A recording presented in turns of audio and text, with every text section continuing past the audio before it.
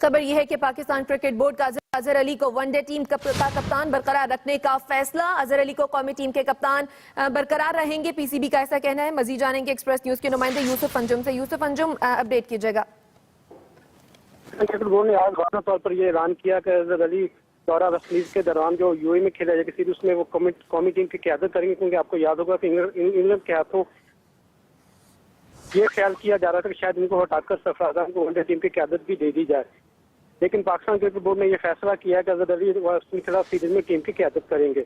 उनके साथ इनकी जो पीसीबी के चेयरमैन, पीसीबी के चीफ ऑपरेटिंग ऑफिसर सुवामा आमन ने यह भी वाज़ेह किया कि सलमान बट के हवाले से कोई कदम नहीं ये दस्तयाब में, अगर सिलेक्शन कमेटी उनको शामिल करना चाहे तो।